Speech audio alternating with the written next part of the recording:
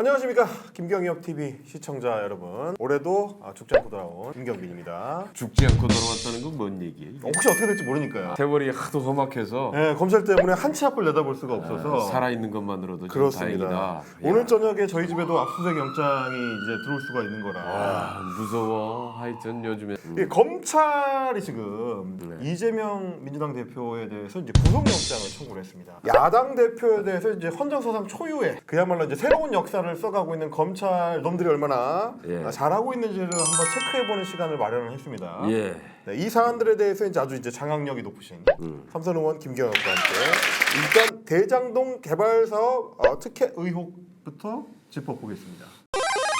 대장동 개발 사업은 처음에 LH가 공공개발하려고 했죠. 공공개발하려고 했는데 박근혜 정부 때에 새누리당 의원들과 새누리당 시장과 지속적으로 이걸 민간개발로 돌려라라고 요구를 합니다. 그렇습니다. 그래서 민간개발로 돌리기로 했죠. 그래서 LH가 사업을 포기했어요. 그 다음에 이재명 이제 대표가 당시에 성남시장으로 당선된 다음에 이건 민간개발로 하면은 개발 이익을 민간업자들이 이건 다 가져갈 우려가 있기 때문에 다시 공공개발로 돌려야 된다 이렇게 주장을 하죠. 그래서 공공개발로 돌리기 위해서 조례 제정을 세 차례인가 시도를 했는데 당시에 성남시 의회는 새누리당이 더 많았어요. 그래갖고 세 번 다 부결을 시켜버려. 그래가지고 공공개발이 이루어질 수가 없는 상태가 돼버린 거예요. 아예 이제 불가능한 구조. 그러면은 민관 공동개발로 하자 합의가 이루어졌고 그 다음에 이익 배분의 과정도 당시에는 부동산 경기가 아주 침체돼 있을 때 2015년이죠. 상당히 그렇죠. 안 좋을 때. 2015년이기 때문에 이게 사업성이 어느 정도 나올지가 명확하지 않아. 이거 개발한다고 이게 분양이 될 거냐 말 거냐. 그렇지. 전국적으로 이 아파트 미분양이 엄청나게 쌓여 있었고 그렇습니다. 그렇게 큰 수익이 나오기는 쉽지 않은 상황. 그래서 개발이익 중에서 성남시에서는 먼저 5,503억 확정 마진으로 확보를 하게 된 거죠. 이 대장동 사업에서 5,503억 원의 공익 환수를 했다라고 이제 이재명 후보가 당시에 주장을 했을 때 이게 이제 지방선거 때 그런 주장을 했었고 2019년에 검찰이 결국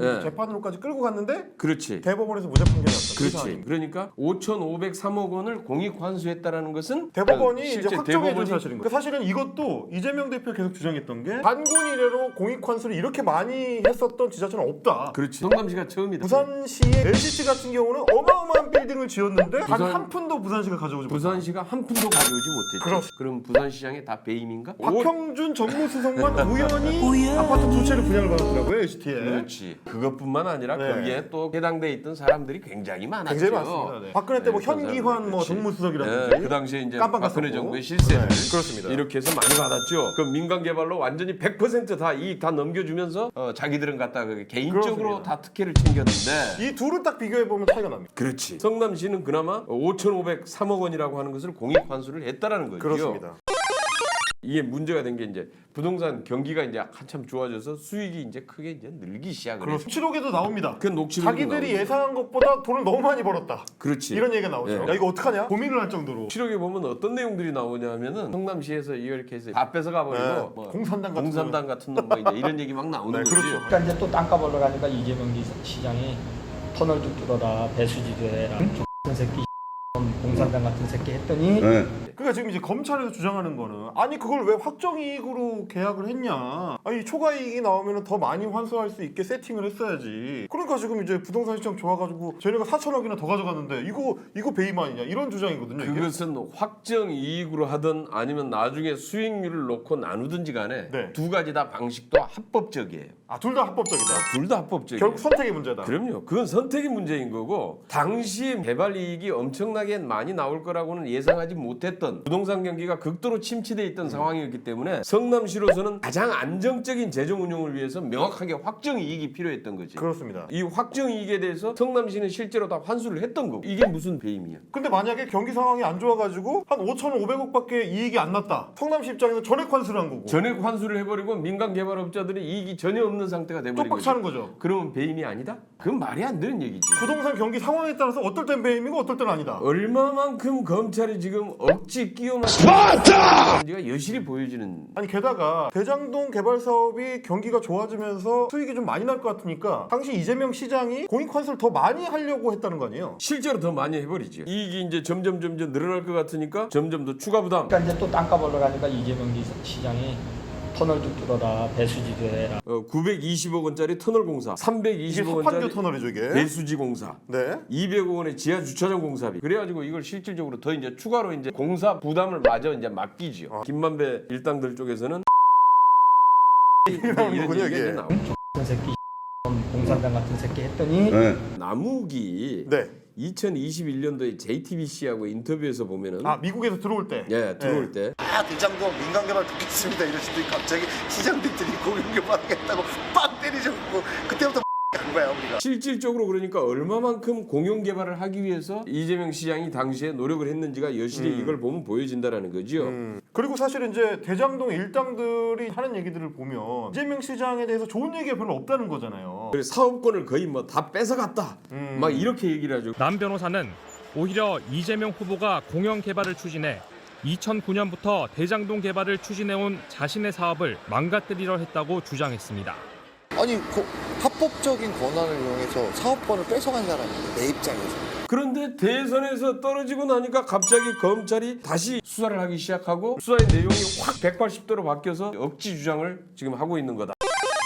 저도 제일 이해가 안 가는 게 구속영장을 청구를 하는데 배임을 했다라고 주장하면서 막상 이렇게 성남시에 손해를 입히고 성남시장이었던 이재명은 그럼 얻는 게 뭐냐 이게 좀 불명확하더라고요. 그러니까 이제 배임죄가 성립을 하려면은 환수를 해야 될 걸 환수를 안 하고 따로 이제 개인적으로 이제 그쵸, 이익을 그쵸. 받는 게 이제 만들어져야 우리 되는데. 이제 전문용어로 인마이 포켓이라고 그렇지, 하는. 그렇지. 네. 근데 여기에서 개인적인 이익을 받은 게 하나도 없어요. 확인되는 게 없어. 지금 검찰이 이제 또 다른 주장의 축은 그래 그만큼 성남시에 대해서 배임을 한 다음에 민간 업자들한테 이익을 이만큼 몰아주고 그 중에 일부 소위 말하는 천화동인 1호의 지분 일부를 보장받기로 한다. 그렇지. 나중에 받기로 했다 이런 그렇지. 주장이거든요. 이제 그것도 웃긴 게 유동규가 직접 이재명 대표한테 우리가 428억 받기로 했습니다라고 보고를 한 게 아니고 예. 유동규의 주장에 따르면 내가 정진상한테 슬쩍 얘기했는데 그거를 정진상이 이 대표한테 보고했지 않겠냐. 쿠션을 2번 먹여서 얘기하는 거거든요. 유동규가 이제 그 이전에 했던 얘기, 그 녹취록에 나오는 얘기를 보면은 내가 지금 우리가 지금 하고 있는 것을 2층이 알면 안 된다. 뇌물을 요구를 하면서 2층에서는 누구도 알면 안 된다. 지금 그렇게 얘기를 했다는 겁니다. 유동규 씨가. 2층이라는 게 당시에 성남시장시를 얘기하는 네, 거예요. 그러면서 너 말고 네 부인도 알아서 안 된다라면서 비밀 유지를 당부를 한단 말이에요. 그다음에 이제 이 똑같은 녹취록에서 김만배는 유동규한테 뭐라고 하냐면 남들은 천화동인 1호가 유동규 네 건 줄 안다. 유동규 네 건 줄 안다.